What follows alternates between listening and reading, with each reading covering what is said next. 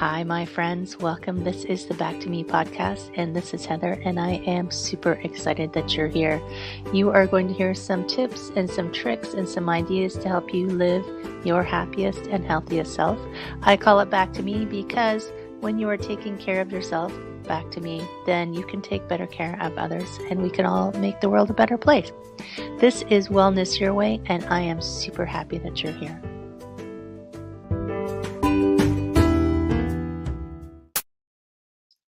Hello, my friend. Welcome. It's awesome to not see you again. This is Heather. This is the Back to Me podcast, and we are in 2025 now. Shocking that we're in 2025. Who remembers like 2000 when we were all partying because the world was going to end, right? So today, we're not going to talk about that. We're going to talk to Deborah Heiser. Heiser? Yeah. Yay. About mentorship and all of these things. Welcome, Deborah. Thank you for having me on your show. I'm so thrilled to be here. So interesting. I was reading about all of the things that you know and that you do. And I was like, wow, she's got stuff happening here. But I like to start with what brought you into write this book, The Mentorship Edge, but a little bit of your history and journey to this place that you are now. Oh, sure. So this was not a planned journey. Like most of us, I've done a few things and I got here through meeting people and having questions and just following those questions. And so I started out as a research psychologist, studying everything we don't want to ever have, like frailty, dementia, depression. And someone said to me at a dinner party at a conference, what do we have to look forward to as we get older? And I was stumped and I didn't have an answer. And it was my aha moment to look at what was I really doing? Was I putting a Band-Aid on our futures and my own? So I started to look at our emotional journey as we age. And that's when I fell upon a lot of the research that's been done for a long time but hasn't been highlighted, which is midlife and older is when we really take off emotionally in a positive way. And that kickoff period is in midlife when we hit a stage called generativity. And that's where we want to give back to others without expecting anything in return. And that sounds like, well, how could that be so great? But it's our way of saying, hey, all those boxes I checked all of those years mean something. I matter in the world. The world wouldn't be the same without me in it. I made an impression. There's a footprint here. And I decided to look at mentorship because if we look at the ways we can give back, it's really volunteering, mentoring, and philanthropy. And mentorship is the only one that you're giving a bit of yourself, that's a lasting thing of yourself. So that could be my values. It could be, a form of my expertise. We see this sort of thing in our traditions and in our holidays and things like that get passed down generation to generation. And so when I got started looking at mentorship, something really surprised me. And that was that mentors were having a hard time finding mentees. We all know that mentees have a hard time finding mentors, but I was shocked to know that our top 1% of leaders in their fields didn't have access to mentees. And I was floored. So the mentor project was started with a few people just to see if we could match people up and make some magic. It's mentor focused. And it did phenomenally well. We're in our 5th year. We've just in 2024, at the point before November, we had reached more than $2 million of mentorship hours that we had given away for free. And so the Mentorship Edge book was born out of all of that and what we learned and what the research shows about mentorship and how we should all be really engaging in it all the time. That's so cool. And it's so interesting that you you were your role was initially all the bad things about aging. I'm like, wow, what a bummer that would be. Yes, And it is exactly. that is that a huge wake up call. Well, what's good? You're like, oh, right. It Well, was yes, it's such a natural thing for us to think that as we get older, we have a downward we get on a downward slide into our future, which ends in death. And that's scary for all of us. And putting a band-aid on that is not helping any of us feel better about it. And we think of our lives as a physical journey, and it's really not.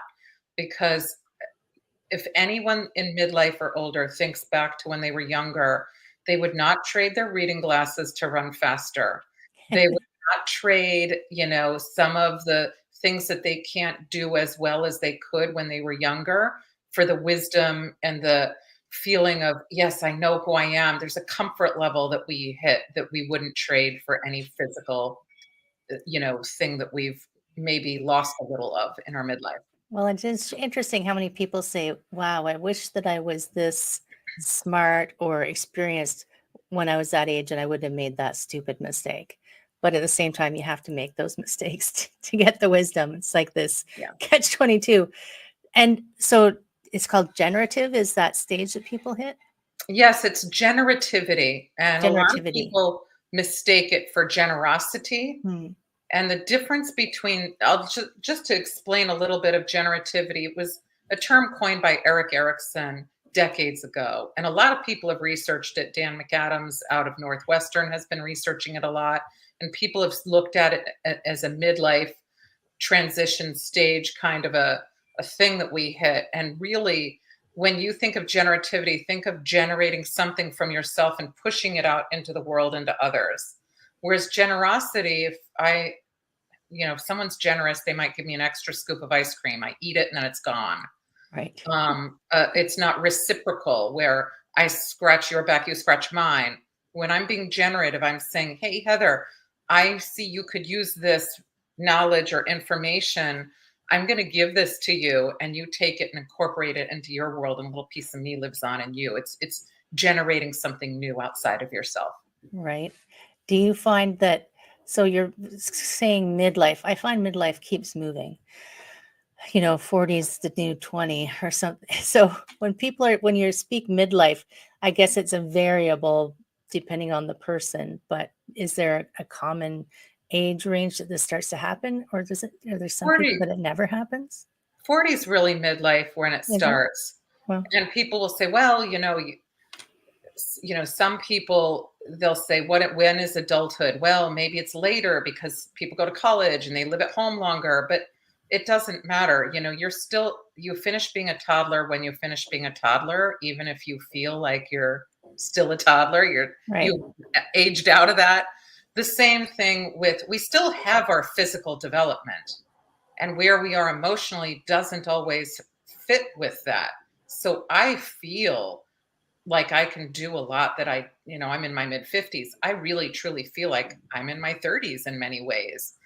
But that doesn't mean that I'm not, that I'm in my 30s. It means that I feel really good. I don't feel the physical aspects of my decline. Like I don't notice my reading glasses. I have to wear them, or I can't see. And I never had to wear glasses. But we forget about those things that we are sort of just accepting as we go on. So no, it doesn't really change as a developmental psychologist. That's what I will say.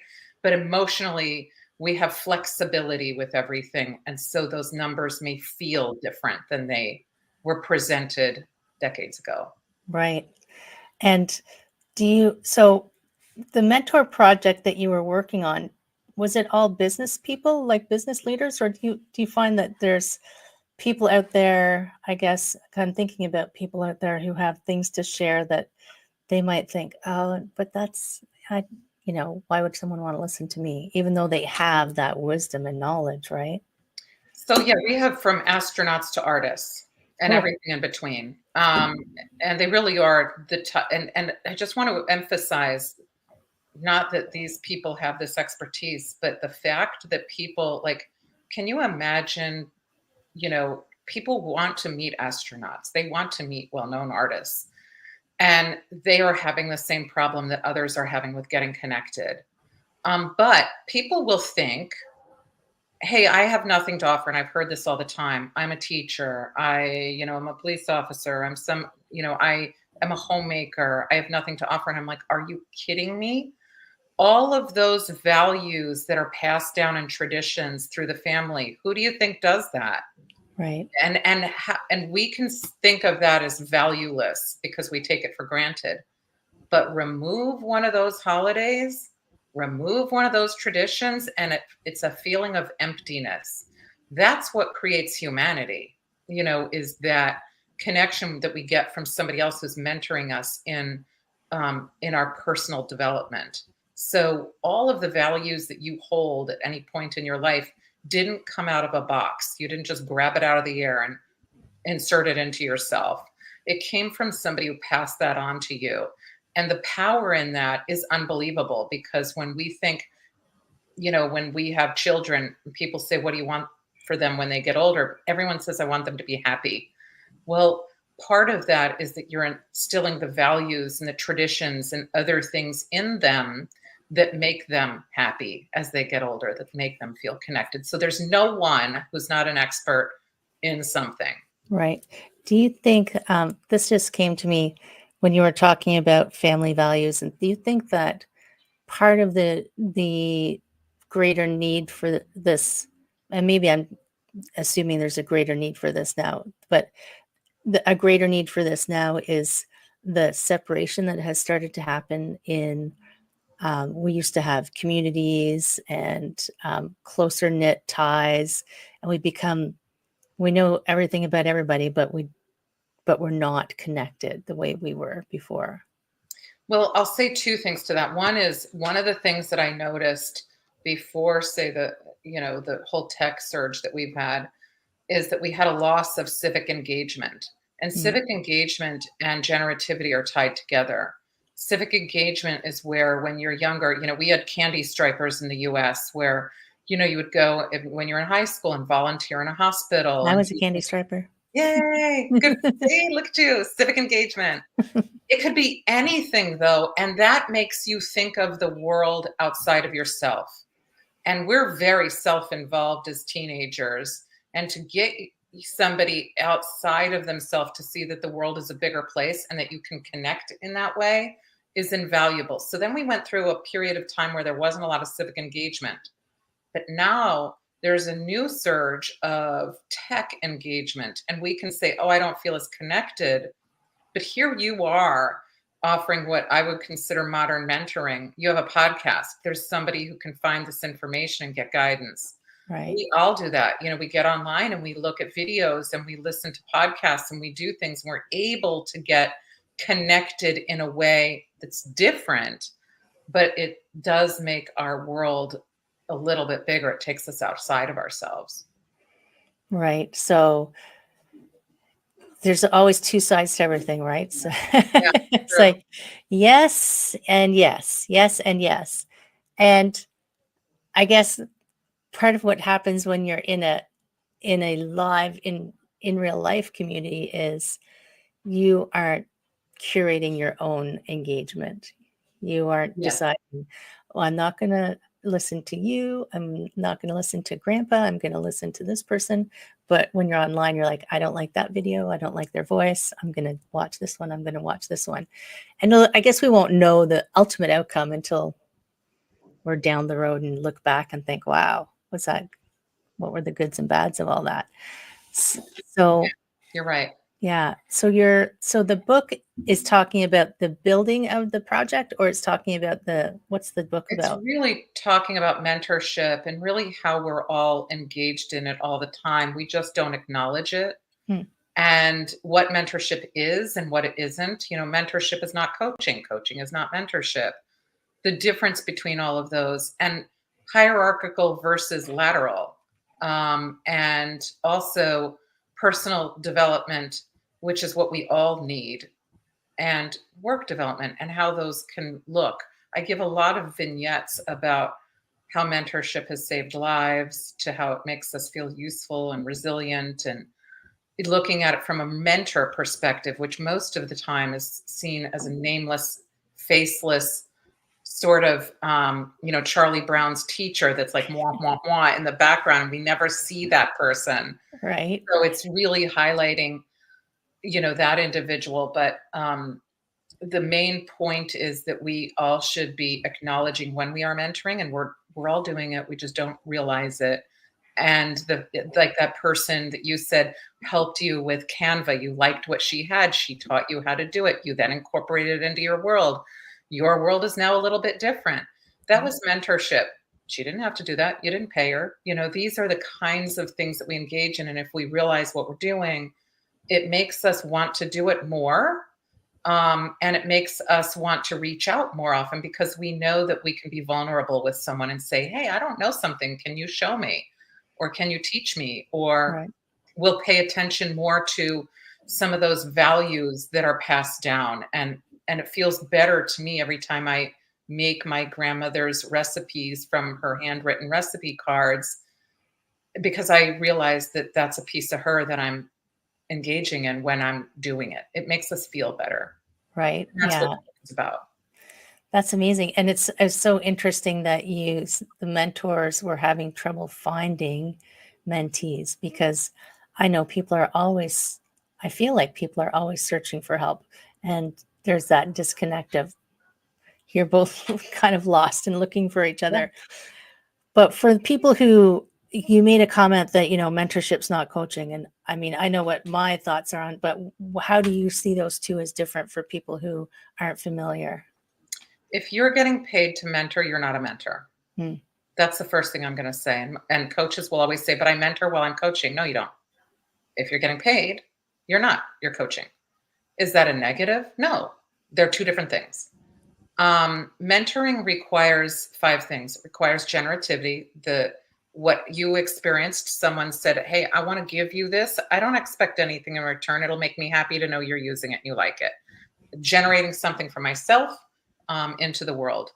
It also requires intrinsic motivation. That is the desire not to do something for pay. If you read books because you enjoy it, no one has to say, hey, hey, hey, have you read? I'm going to give you a gold star if you read today. It's the same. The idea that I like to tell people is, if would you volunteer at a soup kitchen? And people usually say yes. I say, okay, would you volunteer your time at Starbucks? And they say no. It's the Right. same exact thing. You're giving out food and beverage to hungry, thirsty people, but it feels different when you have an extrinsic motivator, which is money, pay, awards, or rewards. And that's kind of where the difference is with coaching and mentoring. Right. You also need to have a meaningful connection. You have to be able to care about the person that you're working with in both directions, mentor and mentee. You have to have trust. You're not going to go to a boss or somebody that you feel completely disconnected from and tell them you don't know how to do something. It's going to make you feel like, oh, are they going to not give me a raise if you're at work? Or is that person in my community going to think badly of me? And you'll also have to have a goal.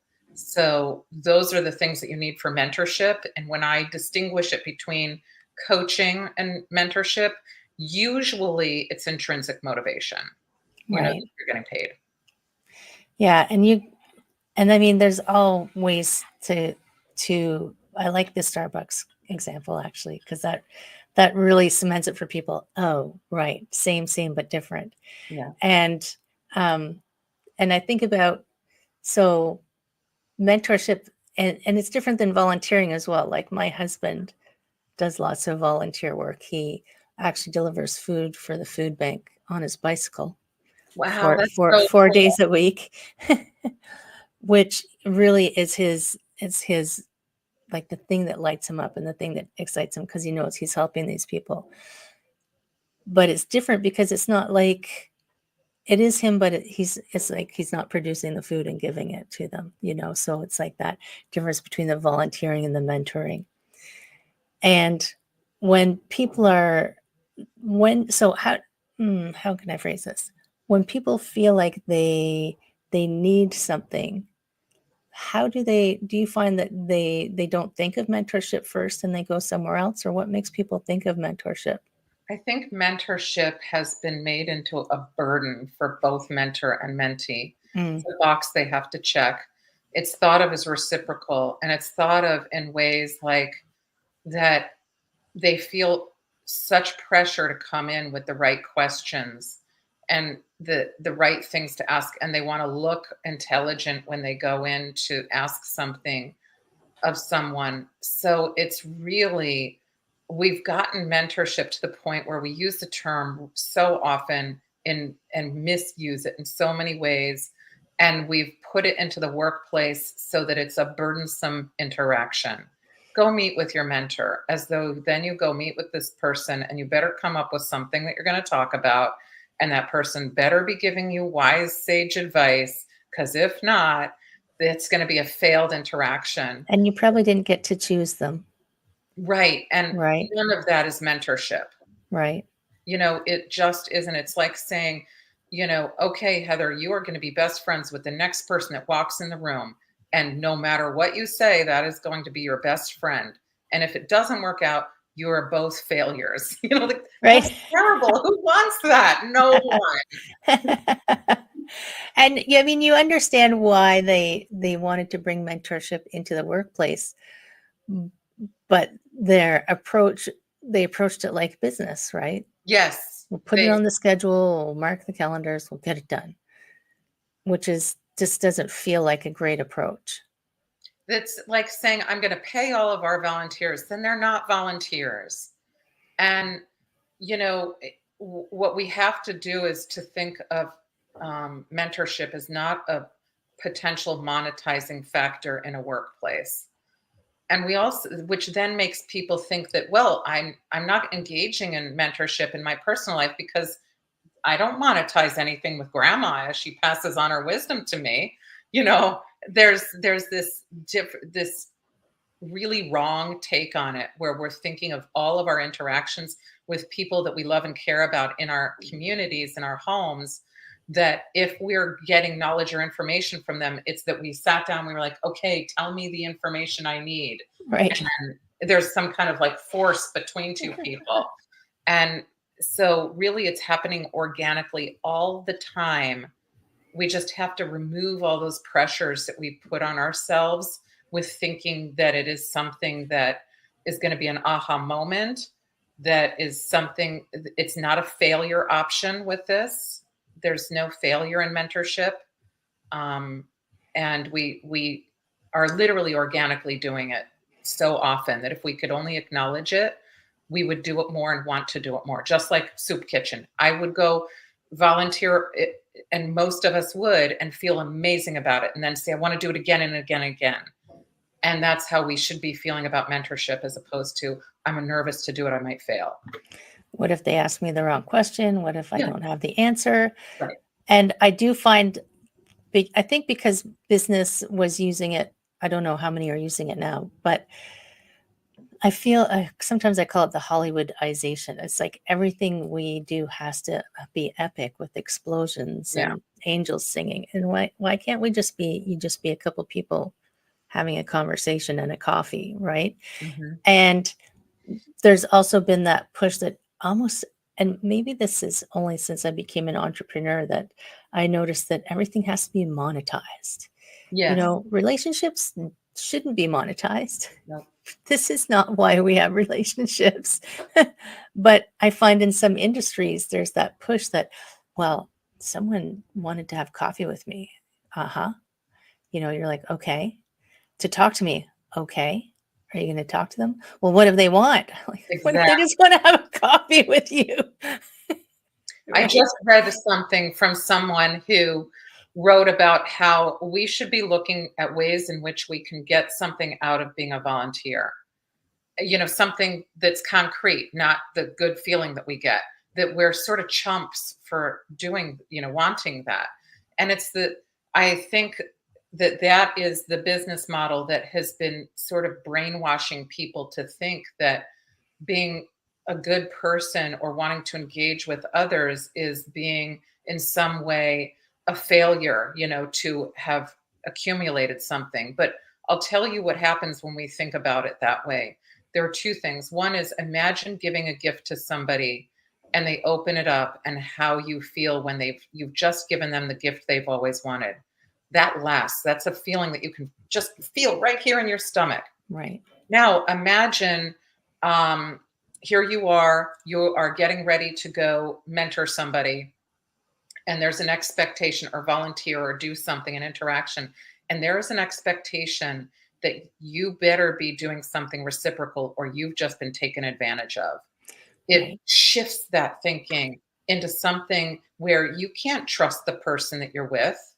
And if somebody comes to ask you something, are they going to steal my idea and run away with it? It shifts us into a really paranoid person in a Yeah. way that we should not be thinking of. It really disturbed me to think that people really need to think about how you're going to get something from every interaction that you're involved in. Right. And And I don't see it very often, but when I see it, I just think, wow, like that's so sad. it is. And that's why I wanted to write the book, because I wanted to dispel a lot of that and to say, look, you're doing this, enjoy it, because there's no greater gift. The example is Ebenezer Scrooge. On paper, he had everything. He was a self-made guy. He lived in a mansion. He had servants taking care of his needs, but he was miserable. He had a reciprocal life. It wasn't until he became generative, literally in the show, this is how it works in real life, Right. and gave back to Tiny Tim and his family and Bob Cratchit, that he felt joy. He didn't get anything back from them. So when you remove that piece, that reciprocal piece, or that feeling that I better get something back, or you know, I'm losing out in some way, the only person losing is you. Right. And oh my gosh, and you don't have to take that to the bank because because I just, I have this, I know it's a naive vision of the world where everyone's happy and has what they need, but it's my fantasy life and I'm here in that fantasy life with you. right? Yeah, we're in this fantasy life. Where But it is is a reality, Heather. It really is. I can look around and say, I've worked with people at the end of life. One of my first book that I had was on palliative care Mm, and, end of life care. There wasn't a single person at the end of life that was like, I am so glad that I had reciprocal relationships. The happiest people are the people who reflected and said, you know what? Wow, I have this wonderful friend that I was close with my whole life. Or it was always the people and the connections that mattered. It was never what a beautiful home they had or anything else. It was literally 100% about the connections. And so I think we are living in a reality with that. We just need to shift some of the popular thinking that's been written about in business. right. And you don't have to wait till the end of your life to have those realizations, Right. right? There's no need at all. What was your first book, the other book called? It's a long one. It's spirituality and palliative care. So it was looking at all the ways that you could insert. This was more than 20 years ago, Hmm, looking at how we can insert things into a person's end of life situation to make them feel better. This was when palliative care was thought of that you were like trying to kill the patient.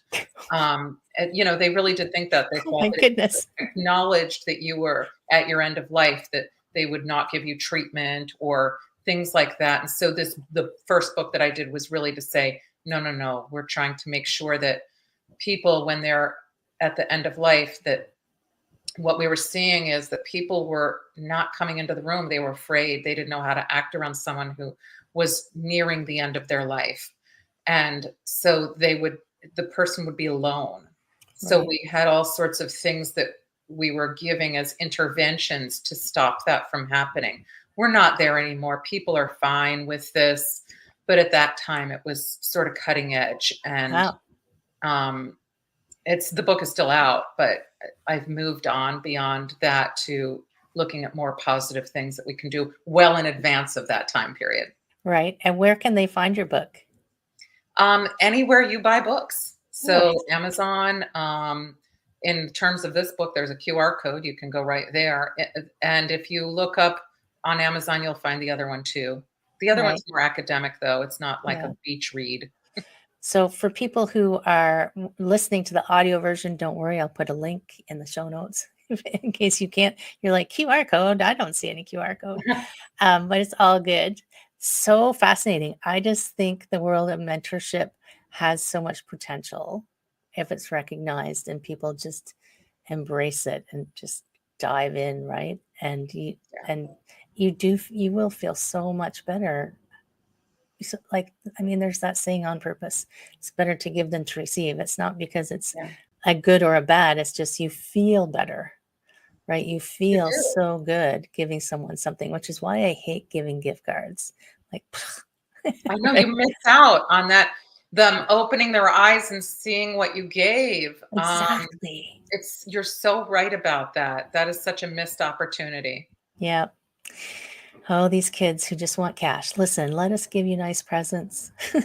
Yeah, right? Yeah. That's what we really do all wanna just give people gifts. Right? Although you could see somebody perhaps opening a gift of cash and saying, "Yay," and seeing them get excited. Yeah, that would be okay. It's the That I'd be okay in-person with that. part. Right.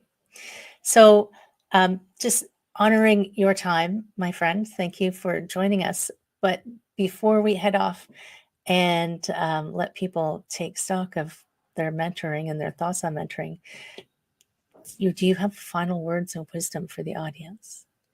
I do. I'd like to tell everyone to look to your left and look to your right. You're looking at mentors. They're next to you, and you are also looking at mentees. So either give or receive from everyone around you. Amazing. So good. Thank you so much, Deborah. That was awesome. It was Thank such you for a having pleasure me. talking to you. You too. That time went so fast. It did. Oh my goodness. So, friends in podcast land, um, do that. Look around and see how you influence the people around you and how they're influencing you because this is how we make the world awesome. We just keep making it better, right? Share this with someone that you think would be fine, that's interesting. Make sure you send a like, make sure you subscribe, make sure you go click out Deborah's website because that's going to be there too because I forgot to ask you what it was, but I'm going to put it up there. And have an amazing week. I will see you again soon. Take care.